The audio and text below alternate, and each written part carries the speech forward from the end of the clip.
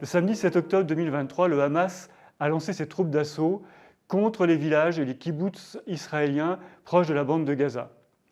Ils ont réussi à culbuter les défenseurs israéliens et ont pris position dans un certain nombre d'agglomérations où ils ont commencé à massacrer la population. Rapidement, l'armée israélienne a réagi. Elle a réussi à déployer des troupes, puis elle a annoncé le déploiement de réservistes pour une opération terrestre d'envergure qui vise à détruire le Hamas. 10 jours après le début de l'offensive, 10 jours après l'annonce par les Israéliens qu'ils allaient contre-attaquer et envahir la bande de Gaza, rien n'a démarré au sol. Qu'est-ce qui permet d'expliquer ce retard? 4 points sont à considérer. Le premier, c'est la crainte de l'armée israélienne d'enregistrer des très lourdes pertes. Déjà, en 10 jours, les Israéliens ont perdu pratiquement 280 soldats. C'est 4 fois plus qu'en 2014, lors de la dernière offensive terrestre contre la bande de Gaza.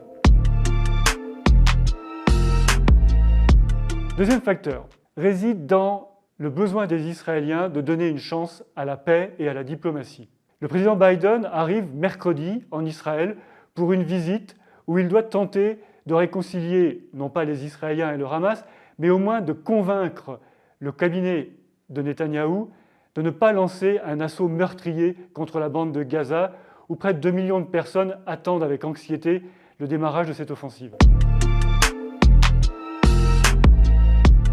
Troisième facteur, les Israéliens veulent éviter de laisser les otages, qui sont environ 200 selon les derniers chiffres, être massacrés soit pendant les combats, soit par les ravisseurs du Hamas. Ils tentent actuellement de localiser ces otages et ils lancent des opérations très limitées pour pouvoir les libérer. Ces opérations, pour l'instant, n'ont pas permis la libération d'otages, mais elles ont permis de récupérer des corps d'otages israéliens et étrangers. La quatrième raison qui incite les Israéliens à retarder le début de cette offensive se trouve à Téhéran. L'Iran menace d'entrer dans le conflit, surtout si les Israéliens lancent cette fameuse attaque terrestre contre la bande de Gaza. Téhéran a menacé de déployer du personnel auprès du Hezbollah libanais et d'intervenir directement aux côtés des Palestiniens. C'est un risque que personne ne veut courir, pas plus les Israéliens que les Occidentaux.